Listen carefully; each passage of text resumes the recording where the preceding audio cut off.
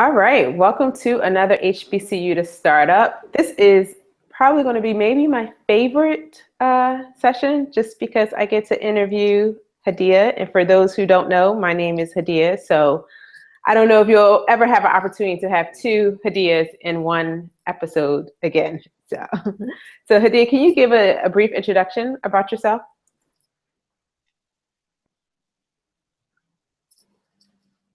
From East Palo Alto, California, born and raised here, and for the past 6 or so years, I've been tech marketing. I attended Clark Atlanta, so see you here, and yeah, I'm just here, and I'm also excited to do this talk. I don't think I've ever actually talked about working in tech before, so I'm kind of excited about this. All right, and then we have another guest, Malik. And in typical Bay Area fashion, Malik says that he is running late from a brunch. So he's been brunching all morning, and he'll be joining us in a few minutes as soon as he gets home and connect.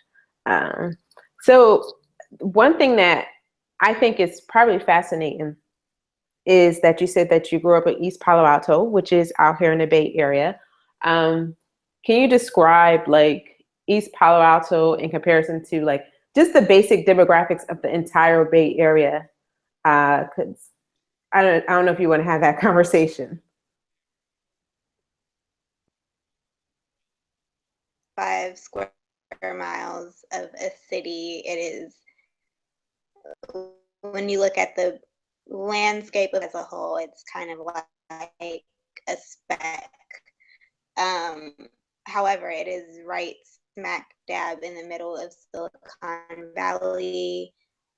That's,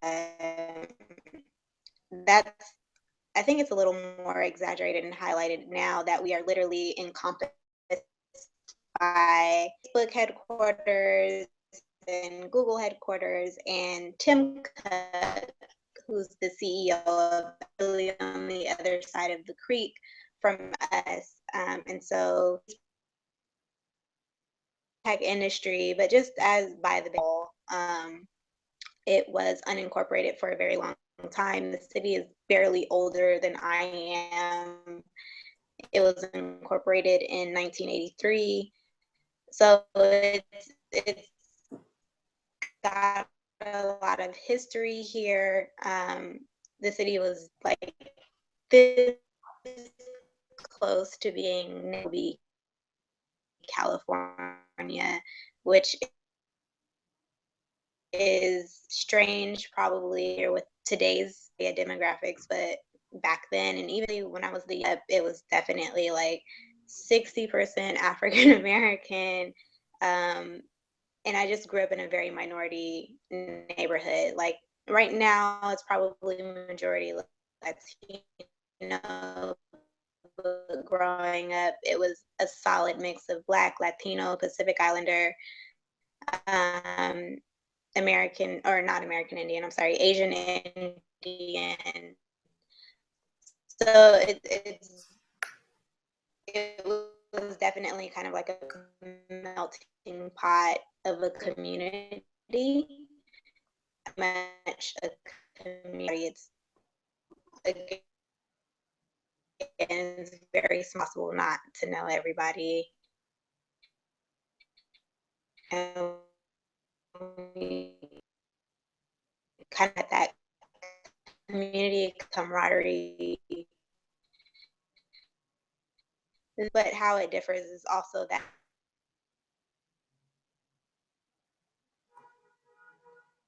I think we lost you. I can't hear you anymore. Wait, what? I can hear you just fine. Okay, I can. You're going in and out. Okay. I'm still trying to revive my Mac, so my computer died miraculously right at Right. 3 p.m. We're starting this, so I'm doing Exactly. this out from my phone, of which is not a Google phone, so this is probably part of the problem. Yeah. You were talking about, I guess, growing up in East Palo Alto, and then what is the, I guess, some of the conversation that happens a lot in the Bay Area in terms of people not being able to find Black people out here, and you grew up in, like you said, a melting pot of different minorities. How do you react to those conversations in terms of there aren't any Black people out here in the Bay Area? I think for me, especially way to college and coming back, I largely agree with them, and it's not that it was always like that. Like even I had culture shock when I eventually came back home because I met a bunch of minorities. Like even in certain parts of the Bay Area, like it's even hard to find like a Latino community, and like this was always heavily like a Latino community. So um a lot of us, just because we are living area afforded the same, are being pushed out into other areas like the Valley and Stockton and Sacramento, and that's unfortunate. Um, but we don't, we're not here as a result. I think I still you're going just a little bit in and Hello. out. But I can Hey hear. y'all, Hey, how you doing? I'm good. I'm so sorry for my tardiness. Was doing the black brunch thing, and then we were a little bit farther from the house than I thought we were. So That's okay. I already blasted you. I'm sure I am Said very that you I've already blasted you and said that you were brunching and couldn't make was running sorry. late. Oh no. Okay. Are we talking to the people yet? Are we out there? Yeah, we're live. Hey people. So I know Hadia was given an introduction, and she was talking about one being from the Bay Area and one, and then going to school in Atlanta and coming back to the Bay Area, Uh-huh. having a little bit of a culture shock there. Um, hmm but let's tell us a little bit about yourself. Yeah, so I'm Malik. I don't know what introduction I've had. It's probably been slanderous and rightfully so. Um I came out here about 3 years ago from New York after I graduated. I went to Wesleyan University in Connecticut, little school in the middle of nowhere. Majored in film and English. Came out here not for tech. I actually came out here for advertising. So I wanted to be a copywriter. So what happened was I came out here. I got an internship at a local agency in downtown San Francisco. Worked there for about 2 years. And then after being initiated into the layoff club, which happens to almost everyone in advertising, I've hopped over to Lyft, where I was for about a little under a year, and worked on a little bit of everything there. So this was from 2015 onwards through like December of last year. And now I'm independent. I'm freelance, working for a couple different tech companies out here, and yeah, like I would say in terms of going to Hidia's point of culture shock, coming out here was very different in terms of just how laid back even the corporate culture is. And I think for anyone coming from any different corporate environment, coming to the Bay Area, I would say even California, but specifically this kind of like tech unicorn bubble. Um, and we talked about this a while back, Hadia, is the culture is so touch and go, like you don't really know where you are, where you stand sometimes, because California and specifically the Bay is kind of like, you have Zuckerberg and he's walking around like the shorts, or like, like he's super laid back, and everybody kind of tries to aspire to have that like quirky, different, laid back feel. And I feel that every startup here tries to go for that. So you have startups like I heard at Gusto, they buy you house shoes to wear at the office, right? Or one thing that was big for me coming from New York was like almost every office here is dog friendly, and I'm not a dog hater, but it's very weird having dogs in an office all the time, Mhm. like in meetings, in the cafeteria, like it's so foreign. Um, So if you're not from here, I think that's a very big thing to think about is like what type of corporate culture do you want? Because tech is very much in this bubble of they wanted to be weirdly they wanted to be like your college dorm room plus dogs, and I don't know why. And I think they wanted to translate as this kind of like we're laid back, like feel at home so you can get all this creativity out. And like all these different perks, but it can be very jarring, especially if you come from a much more conservative environment. Do you think that that translates across cultures? So, like, we could see the stereotypical programmer with his jeans with have holes in it and his hoodie. But, Mhm. if you have a person of color who's wearing the same gear, will they be kind of regarded in the same light of, oh, this guy must be a tech startupper? Um, I'll say what do that's a really tough question because if you're like a A1 day one, like if you're like the A spoon for whatever particular startup, right? Because some people have been in some of these companies since they were 5 or 3 or 10 employees. I think you can get away with that, right? And if you're a person of color, and I'll speak from my perspective as a black man, there were a couple cats over at Lyft who were a part of that team, right? Where they were like one of the founding engineers. So, they were flying off to China and doing what they need to do when they want to do it and come back. And like, they walked around and checked in as they did and they were managing teams. I think it's about how the company views your value. And that's a hard thing to gauge. Because I would say coming in, like, no, like, don't come into an interview with, holes in your jeans and all this different stuff. Like, stay as conservative as possible in your interview, but still be yourself. Um, but it's really touch and go. Like some of these companies are more conservative than others.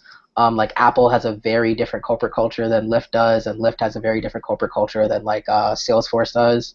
But I would say it translates depending on what your value is there. And I think sometimes you may not know your value until someone tells you, which really sucks. Um, but yeah, like I've seen founding engineers walking around in whatever they want, right? Or engineers, period. Like engineers are treated as a special class. So engineers can walk in at 2 and leave because they're not going to be leaving until 9 the next day, right? But if you're on any non-technical side, I would say veer conservative and then get a taste for what your team is. Um, but then again, it goes back to kind of that double consciousness, where it's hard to gauge how people see you and then how you want to be seen because everyone's locus is different.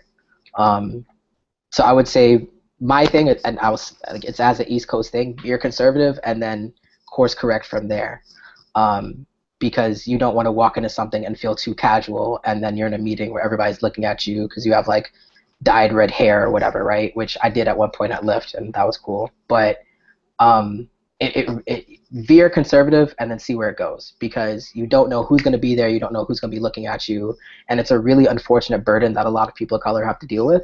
Mhm. But I do think it's necessary to develop that skill of knowing how to navigate.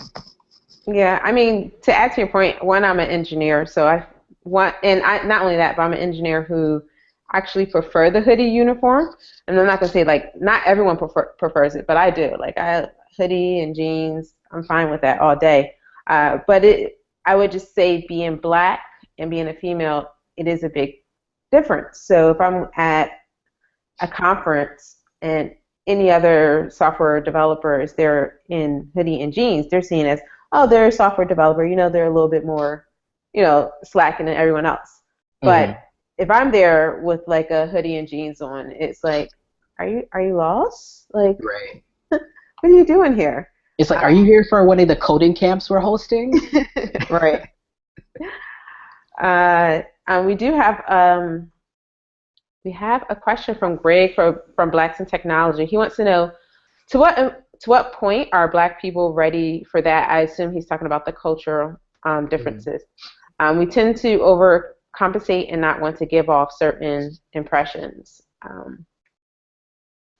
Like what I would just say, to what extent do you think Black people are ready to have a casual corporate environment?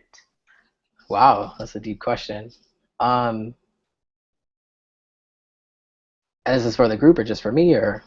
Doesn't just your opinion or your take on that? I mean, because he has a point in terms of like I said, well, right now I really could care less. I do go anywhere in my jeans and my hoodie, but you might find other minorities who, again, it just depends on what they prefer.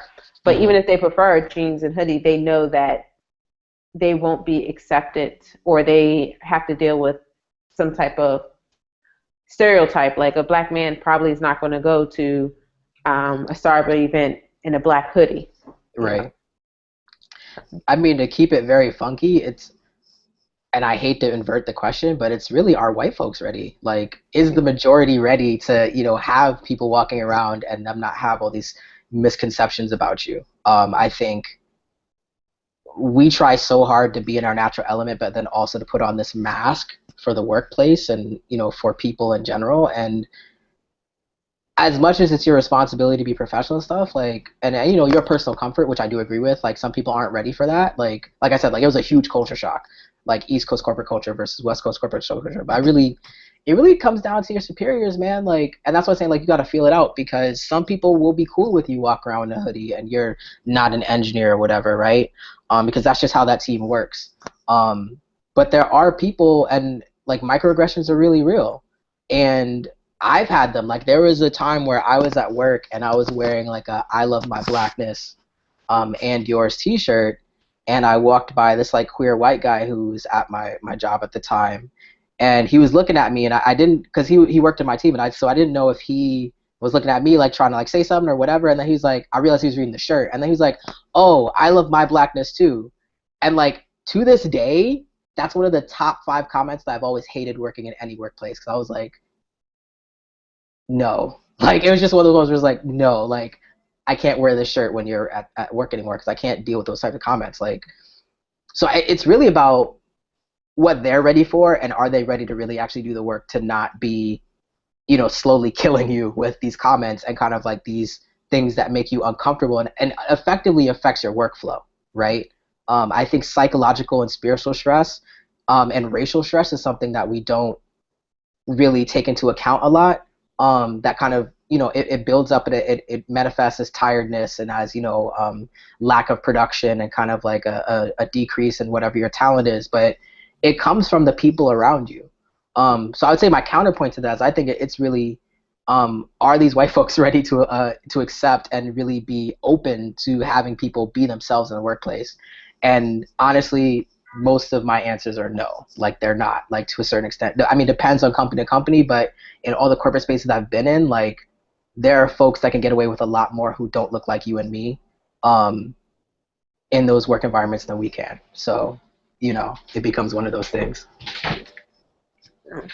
Hadia, what has been your experience in terms of working in white spaces, being a brown face? I think I've had a very interesting experience, especially with regards to the tech industry, because with the exception of one job, I was the only Black person. Um, and I also recently experienced, outside of being the only Black person, or more so than being the only Black person, being the only minority, but also being the only woman. Um, so Malik talks about a double consciousness, but there's kind of like a triple consciousness there, where I would be, prior to, would only worry about, like, am I coming off too Black at work, which is already like a really fucked up place to be in, to be like quite honest.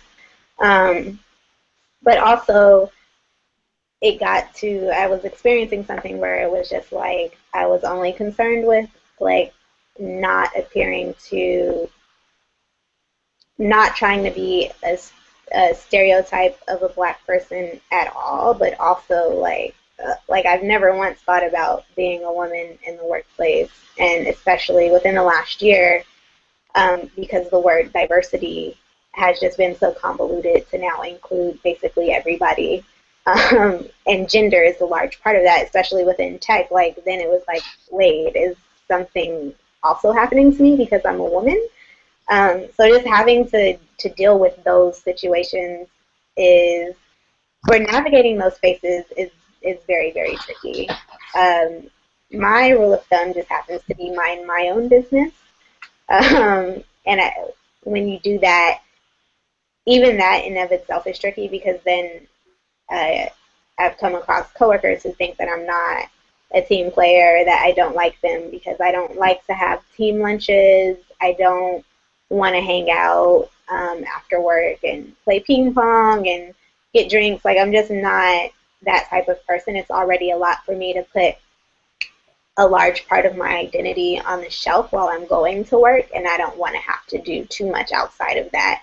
And that's unfortunately seen as like you not being a team player, or um, you're not company culture.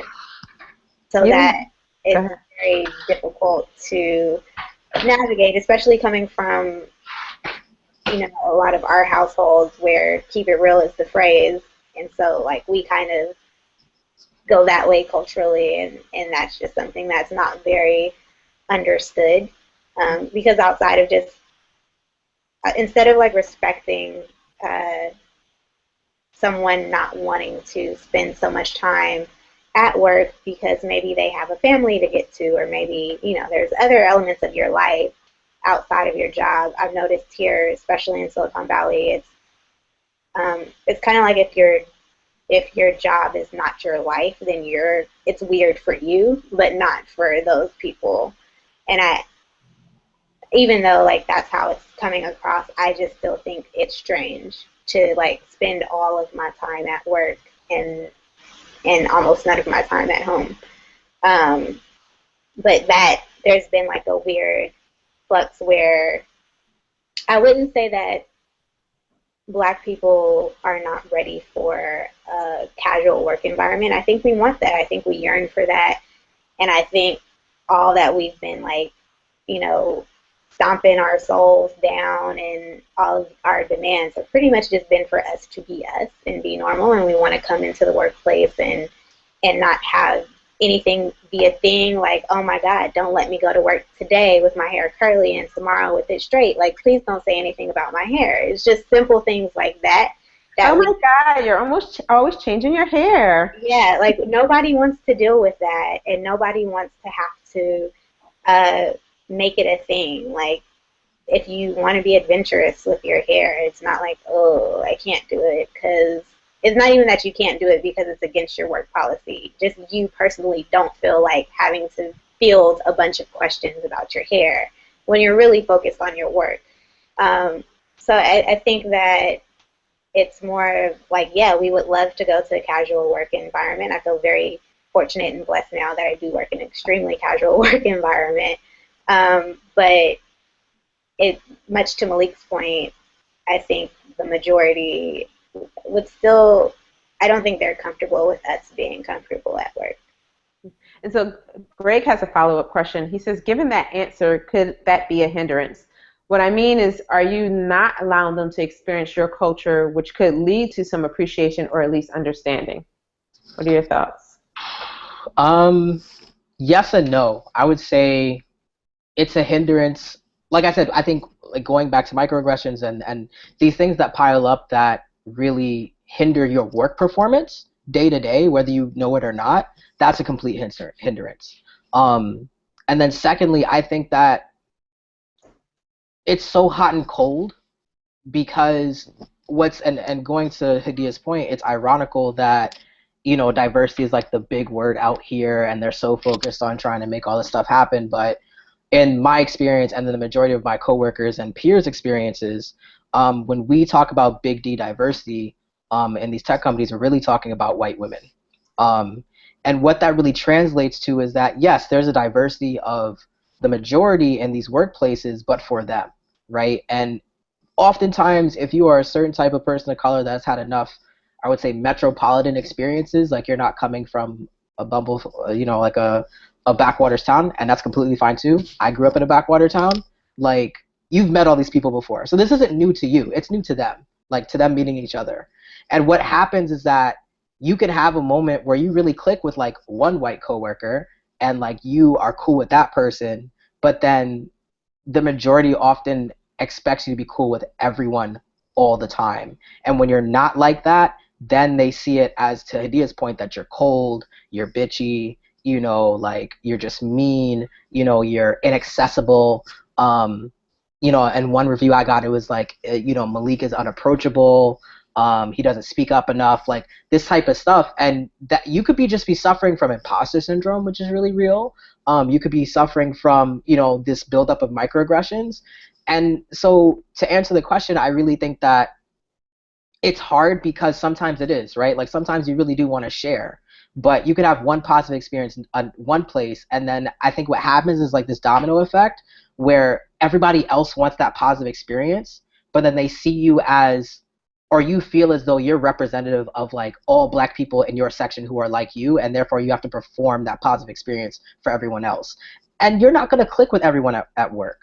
And I think that one unfortunate thing about the West Coast corporate culture is that we have this false sense of thinking that we're all family and we're all going to get along together. We all want to hang out together at lunch and after lunch and everything. That's not the reality, fam. Like, I ain't got time to be hanging out with Jim, Joe, Jeff, and Kelly after work every damn day. Like, that's just not how it is. Like, I'm exactly like Hadia. Like, I want to go home. I have a life. Like, I have stuff to do. Like, this workplace is not my be-all, end-all. And I think that one thing that's implicit in a lot of this corporate culture and on the West Coast in particular is you're going to be here. This paycheck is cool, but we expect your entire life all the time. Like, we want to know your birthday, your social security number, what you do, what you like. And like I said, like, to give this blanket positive experience to everyone. And honestly, it can fatigue you very easily, and very quickly. And so I think that it's about trying to share, and sometimes you will click and find great people, but the expectation, whether implicit or explicit, is to continue to perform that experience for everyone. And as a diverse person in these places, that could be tiring because then, if that gets around and if you get to become known as like the cool person, everybody wants to be cool with you. Everybody wants to know what you're doing. Everybody wants to like be in on this experience that one person had. And it's just not the reality. Like, I feel like you're not treated as a full-fledged human being when that happens. And it also can happen in the inverse, where if someone has a bad experience with you, then all of a sudden that bad experience is shared across the company or across your team. So it's kind of a lose-lose situation where you can have something really good, but then it becomes bad, or you can have something bad that becomes worse. So not to be pessimistic, but again, it goes back to like this double, triple consciousness where you're always vacillating between trying to put on these masks for these people, and you're just trying to live and work. Like, it's just hard. It's just hard being a racialized person. So yeah. I mean, that being said, and we all know the work twice as hard goes for all of us. Are there any positive benefits to working in tech? Like, why are we pushing people to work in tech? Like, what's behind this big push? Yes. The first one is your coins. Okay. You can spend a lot of your time working at other companies that are not tech companies, and you will not get paid as much. I didn't graduate from college and go directly into tech. I did the dumb thing. I followed my dreams. I just knew I was going to be a writer. I found out that writing did not pay barely anything. I was living in New York. I was dead broke. And I came back home eventually. And even then, my first job was not directly in tech. I actually ended up working in education, which is supposed to be like a really good job, a great career trajectory. Like, you got your bachelor's degree, you should be straight. But even then, and it's ironic because earlier today I just found like this pay stub from that job randomly, and I was making not even $40,000 a year, and compared to what I make now, that's like, whoa, like you would never accept that from anybody, but that's kind of where I would have been headed. So the major perk in working in tech is that you do get paid more. And I do truly believe that if you can find a company that will accept you in tech and you're really passionate about what you're doing, not so much really passionate about the company or the people that you work for, people that you work with, but really passionate about the work that you are doing there, you will quickly find that your career is immensely fulfilling. I worked at tech companies that I wasn't so, like, about. And that was cool, but it was just a check. And I feel like now that I'm getting older and I'm doing what I love to do, it's very, very rewarding for me to go to work. Also, tech companies seem to have smaller teams, and not necessarily saying that getting buy-in is easier, but you can do some really crazy things. Like if you are an extremely creative person and you have ideas, I work in marketing, I need to be creative and have ideas. When you're on a small team, it's much easier for you to get those ideas off and try things. And tech's a good proponent of failing, and they actually encourage that. Not to say that you will fail or that your ideas are bad, but you have the room there to fail and kind of iterate off of that. I used to work at Eat24, and I was very fortunate for working there because I had the craziest ideas and they were encouraged. And like anywhere else, that would have been a stupid idea. I would have never been able to do that. But because they were encouraged, because I had support, they ended up being like wildly successful. And so I think that's another reason why I prefer working in startups, or why I like working in tech in general, just because that fail mentality is kind of there. However, with me being, I don't know if this is much of imposter syndrome or double consciousness or what, but even though it's okay for like kind of everyone to fail, I do feel like personally, like I can't fail. Like whatever I'm doing has to succeed, just because it's the onus is on me. And that's something that I need to deal with, or something that might not be easy, but at least the option is there. Whereas if I was working in a lot of other industries, and especially with a lot of Black people in tech, I noticed quite a few of us come from finance, and that just is not the situation with them at all. And it's very hard for them to adjust and get used to kind of failing or not feeling like a failure when they do fail. I think failing is more of an opportunity, and I'm glad that at least in my workplace I have that opportunity. So the you guys, I mean, you're doing good. So Hadia, you have Eat24 on your resume. You know, Malik, you have Lyft on your resume. And you guys, you both mentioned that you didn't start out that way.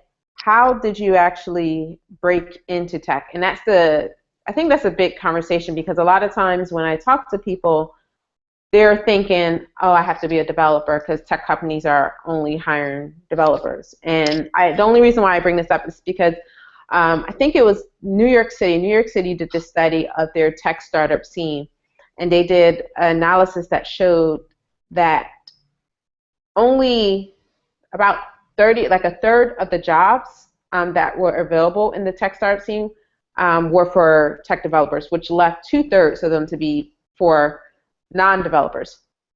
So how is someone who is a non-developer, non-coder, how do they actually get their foot in the door at a tech company? Word. Yeah, I want to really dig in on that point. If you're not a developer right now, if you're not a coder right now, that's completely okay. If you want to do that, by all means do it.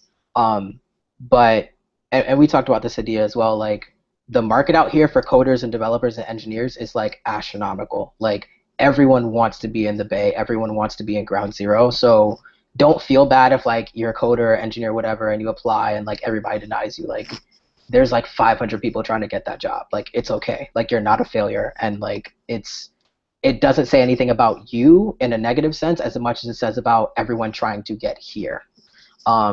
So that said, the other 2/3 of the jobs, like me and Hadia both work in marketing. I'm on my It's the first time we other have Hadia. Like I said, I came from an advertising background, and so like I don't want to make it seem like a unicorn story, but I literally applied on the website. Like they were looking for a copywriter at the time. I just gotten laid off and was looking for copywriter gigs. And there might have been a bit of nepotism because I knew the creative director because he used to work at my agency with the company that he was at before he went to Lyft. So he knew of me, but I literally just like dumb luck applied on the website. So that said, I would say if you're interested, you need to know the language of these tech companies because they will post jobs as things that look hella technical or look like something that you don't know what it is, but they're just using their own jargon. Like it'll be like program manager, project manager, and you're like, oh my god, I don't know what that is. Like I might need to know Java or like Flash, like HTML, all this find somebody, talk to somebody, email Hadia, like, do the research because they're just creating their own language for the industry. And often, like, I've met people who went from being real estate agents to working in tech. Like, I've met people, like, went through finance, like, came over from advertising. There are a lot of advertising people in tech.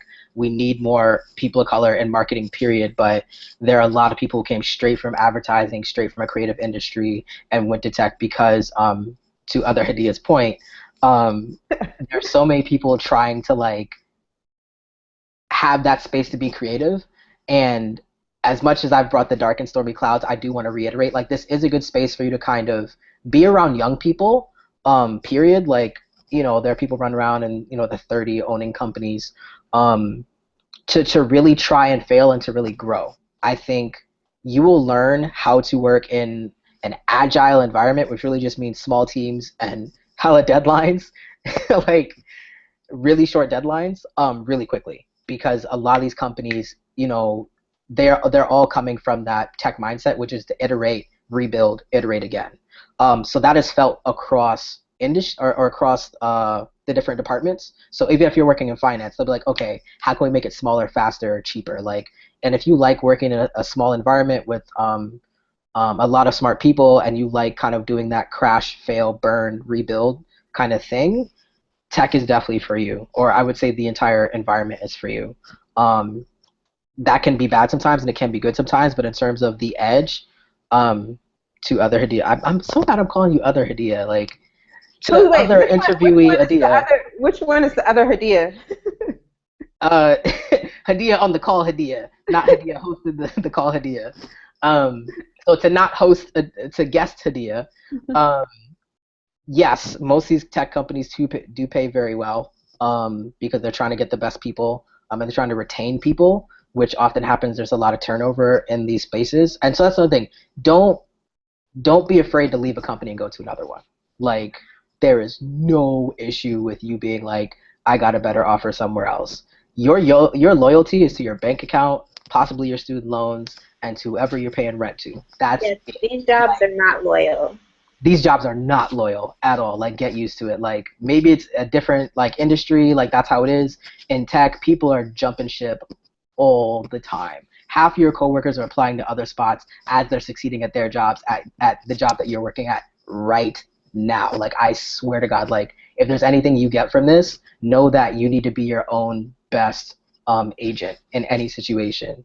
And obviously try to do right by people, but that's the type of cutthroat stuff that is on a top level in other markets, but out here it's like, people will be like, yeah, I just, landed this project at Facebook, but I'm trying to go to Apple, like all the time. So don't be afraid to follow your dreams or to deal with people who are willing to give you some money in a different location. Obviously try to chart what's best for your environment, but don't be afraid. And like I said before, if you're not a coder, if you're not an engineer, like there's space for you. You just have to get used to the language, because a lot of it is jargon that they're just rehashing because they want to be special and different. But in terms of job markets, it's all the same. They just write it up differently. Hadia, what was your experience making the jump over into tech? Um, it was really bad actually, and I guess I'll share it just because this could happen to some of you. But I was working in education, and not really making much, and I had started to feel a lot of pressure. I was feeling down on myself mainly because I was not doing what I wanted to be doing at all in the least bit, like very remotely. Like it was like on the ninth degree of separation from my actual degree. So I was here and I just figured like, yo, like you need to be working in tech. This is what you should be doing like, you used to do this. My first job actually in life was in tech. I worked for a tech nonprofit, which was like a very, very early version of like Gawker for teens. It's the only way that I can describe it. Um, and so I was working as a writer, and I just kind of, or before I had moved back home, and I was just like, I can do something in tech, probably in the marketing department. And so I, just like Malik just said, I was at work literally spending like 8 hours a day at my job just applying for new jobs because I was pretty much done and over it. The other thing, too, is that my mother had gotten laid off. And so at that point, I became the breadwinner for our household. And I could not be a breadwinner. I mean, I could, and I'm sure my mother did this, when I was a child, but I could not support the both of us on the salary that I was bringing home. So I was applying to these jobs, and a startup that was in stealth mode actually hit me back and like did a couple of interviews, and I got hired, and I only worked there for like 2 months, and then they like let me go because culture fit, because whatever, only woman working there, only Black person working there.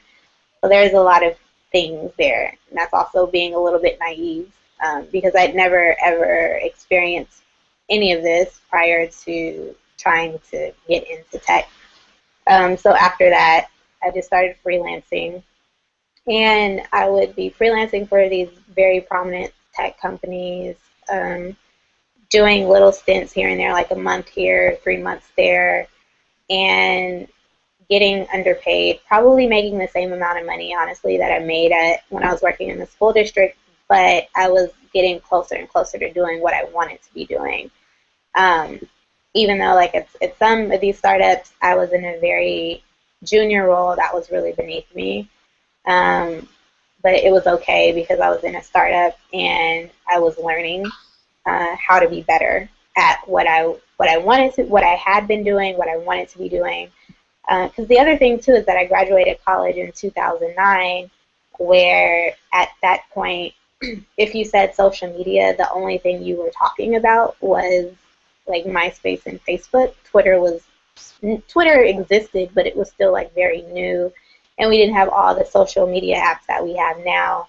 And I realized very early, like, yeah, I'm kind of dope at this, but there's no space. Like, I wasn't taught this. Like, all of this is literally coming about as I'm graduating.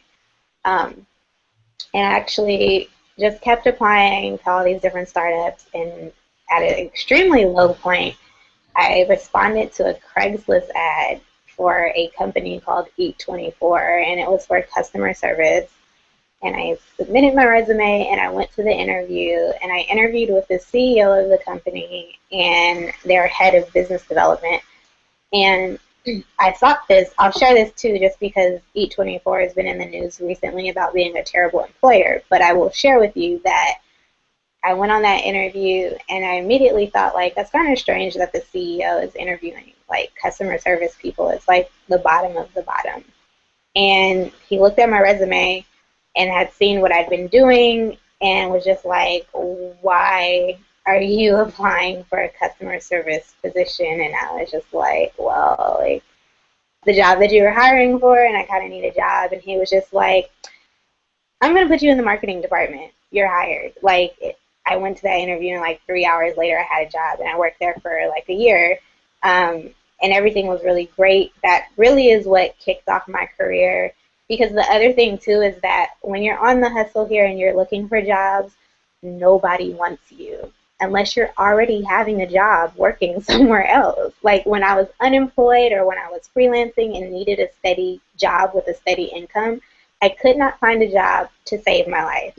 As soon as I changed my LinkedIn and noted that I worked at Eat24, it was just like, oh, all these job offers. Everyone wants to hire me. Like, what? Where were you? Like, to quote Future, like, where your ass was at when I needed a job? Like, it just was nothing really, nothing for me personally, like, really popped off until I started working at Eat24. I was getting, letters from headhunters all the time, and it was really, like, really, it was fascinating to me to see how like nobody really wanted me until I had been to use like a tech term, if me as an employee is the MVP until I had been validated by working somewhere else. Um, and so that whole journey took me like 3 years, honestly. Um, but ever since then, things have been really great. After E24, I went back to freelancing, but only for a few months. And then I worked at Grammarly, where I was the uh, email marketing specialist there. I work in email marketing now, by the way. I don't know if I mentioned that at all. um, and so I was there. I actually just left there a month ago, and even then, like I was able to move into a new position working in e-commerce. But with Grammarly, the same thing. Kind of once I added that to my LinkedIn, nothing but job offers all the time. And now that I've changed my LinkedIn to reflect that I no longer work there, every day I get a job offer to come work somewhere, and it's just like, dude, where were all these job offers when I was like dead broke and needing a job? So that is my story of how I got into tech. It's a little bit of a Cinderella story, honestly. Like I was doing low wage, menial jobs. The story, I don't know why, but the story of Jill Scott is coming to my head when she talks about how she got her deal and how she was in the studio and how she told them that, you know, hey, I can paint and I can do whatever, and she was just like humming while she was painting and doing whatever.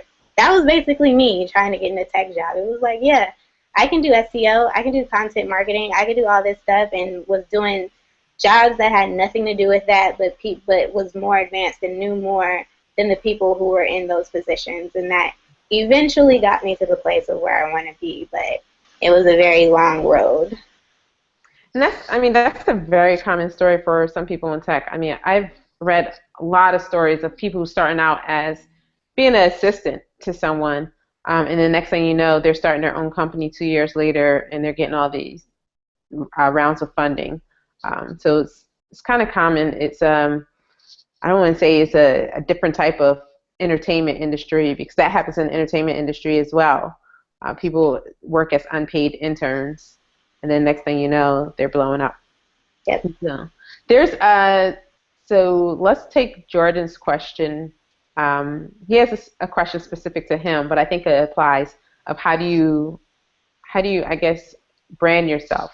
So Jordan says that he's been doing college radio for over 5 years. He's a magician and he loves doing work in Africa.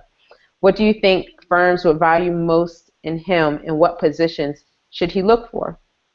So someone from like Jordan's background who's a musician, how can he take the skill sets that he already have and apply that in tech?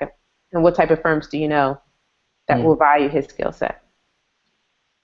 Well, that's a funny question, because if everybody is watching the live hangout on Friday with Pandora, speaking of musicians,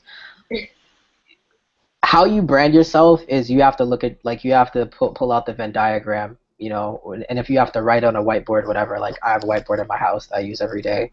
You got to look at what are your skills, right? And what skill, like just write down all your skills. Like, you know, I'm literate, you know, I could count, like literally just go through everything. And then also go through like, okay, well, what industries am I in? Like if you're a musician, you know, you're looking at, you know, music and the more like math data type things, but then, you know, you're also talking about radio. So you're talking about the podcast game. You're talking about understanding how to hold a conversation. You're talking about audio engineering, which is really big, right? And then from there, versus talking about what positions do they have open, you need to be asking yourself and talking about, okay, where are the things that align with my skills, and what industries are those in?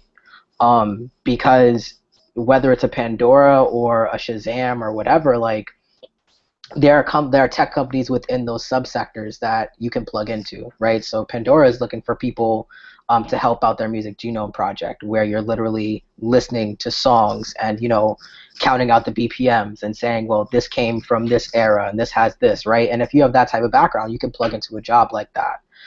So it really comes down to knowing and this is really important for freelancing as well. It comes down to knowing your worth, and knowing your skill set. Like you have to look at yourself as a Swiss Army knife, because there are going to be things that may come up that may not look necessarily like something that you could plug into, but once you start looking at like the skill sets and what the industry or what the sub industry is, because you know they're tech companies for everything, you could mess around and be at Fitbit. Like you really don't know. So it really comes down to making sure that you know what your skills are, and then looking for places that are looking for those skills, because that could be anywhere, and it couldn't just be music related. So always know what's in your toolbox. That's my thing. Branding yourself is always about knowing what you can pitch and knowing what your value is. And oftentimes, especially in a tech mindset, it comes down to what are your skills. Kadia, did you want to add anything to that? Um, I think Malik pretty much nailed it, but also I would just say um, this is really vintage at this point, but if you are coming across job postings that you think you are remotely interested in, print them out and kind of compare them with other job postings and see what's in those that are driving you towards those jobs. And like Malik said, really align your skills, because a lot of it is jargon, and you could be passing by your dream job every day that you're on these job boards looking for jobs because you think that you don't qualify or you think that it doesn't apply to you.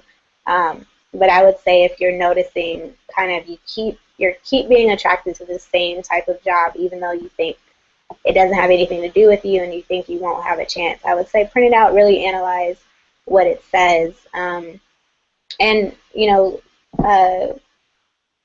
participate in the HBCU to startup group on Facebook and ask questions, because that's really going to be your key. If you're asking people who are already in the industry or asking people who are kind of on a similar path as you, you might be able to figure things out much quicker than if you were to go at it alone. So I'll say that much. And before we end, what are the list of some non-coder job roles that you've seen at startups? So most of the ones I've worked in are in the marketing department, and I think maybe I'm a little biased, but I think it's a great way to get into tech if you are not a coder. But also in business development, which I think is also a little bit of it's not murky, but I think it's a bit of a gray area in understanding where a lot of people still don't really get what business development is. And I think that many of us, especially, at HBCUs, we pump out a lot of B-school kids. And I think we would do really well in business development roles, but also you have your sales roles as well. And I think that those are marketing, business development, sales are kind of I'll say the three areas for major roles where I see people breaking into tech who are not in code.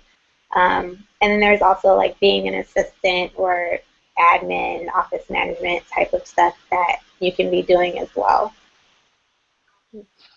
Yeah, I would say, especially coming from Lyft, a big thing is that a lot of these tech companies are working in emerging markets. So obviously for Lyft, it's the peer-to-peer transportation market. So advocacy is a really big thing. You'll meet a lot of activists in tech, like people who know how to work on the grassroots level, possibly a lot of lawyers, like law, and like a lot of these tech companies need lawyers who have the time and kind of the understanding to be able to just talk to mayors and talk to local municipalities and stuff like that, so they can get a law passed to, I don't know, be able to have DoorDash work with restaurants, right? Like stuff like that. So if you're interested in grassroots organizing and working with communities and you have that type of background, advocacy is always going to be a part of any of these tech companies, like regardless of what they tell you. So you can find those jobs. Usually it's in the development department, kind of, as Adias is saying, but it can also be, community outreach or whatever jargon they're using at their particular company to say that, hey, we need to convince people on the ground that what we provide, the service that we provide, is worth having around where they live. So that's one, advocacy, obviously on the legal parts. Another big one is program managers, project managers, and producers. And this is very specific to like the creative and marketing departments, but it also can be across the board. So if you have project management experience where you just know how to organize things and make sure that people can complete their workflow, you can get a producer project manager job almost anywhere, especially in tech. And that's really important because a lot of these places they need someone who can organize their workflow, because the tech space can be so chaotic. So if you're that type of person who's like, like you're Neo and you can see the matrix of a workflow, put that on your resume. Like really talk to people and ask them like, okay, what's a workflow problem that you have in your company? This is how I would fix it. Like they want people like that and they need it. Honestly, other like those are like again, I'm coming from marketing, so those are things that I've really seen, especially in tech companies where people are needed to be able to keep that money moving around. But obviously, accounting like is totally taken for granted. Like they need people because these tech companies get audited out the behind all the time, because they just have investor money flowing around. So if you like numbers, you like sitting down and going through like sheets and stuff like that, you can get an accounting job somewhere super easy. Yeah, those are things that are like really top of mind for me.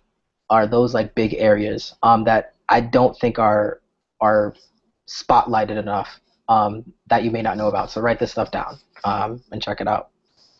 Cool. So we are just about out of time. And before we go, I want to thank the both of you for joining us today, answering the questions. But before we go, I want to give you both the floor to, I don't know, your space to say anything that you want to. I know, Malik, you have some projects that you should probably talk about briefly, and also where people can find you on the interwebs. So, Hadia, did you want to go first? Sure. You can find me on the internet at www.hadiya.co. That's HADIYAH, which you're probably reading this, so you probably already knew that. That's my website, and you can email me at hala@hadiya.co. And there's really nothing on my website. It's kind of a skeleton right now, but that's okay. You can keep up with me on Twitter at Trillicon, TRILLICON. Haha, it's a joke on Silicon. Yeah, just connect with me. Feel free to connect with me about anything, really.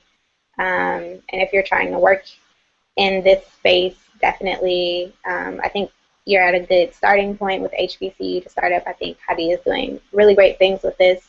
But I'm really open. Just please don't ask to pick my brain about anything in particular. But yes, if you have questions about getting a job or you're graduating and you want to possibly move out this way and you want to connect with the right people, I don't know everybody, but I know enough people to be able to help you out, hopefully. So I guess I will leave on that note. Yeah, thank you for having me. Word. Yeah, you can find me online at malikadan.com. That's MALIKADAN. I don't know how to spell my own name. That's my portfolio website. You can see the stuff that I've done, and you can email me directly on there. I am the program director / podcast engineer for reallydope.com. So for those of you who are in the know, you might already recognize me. If not, hey, how you doing? And you can find us over there at reallydope.com. That's REELYDOPE.com. And yeah, much to Hadia's point, like don't ask me 100,000,000 questions because I may not have time. I work about 3 jobs right now.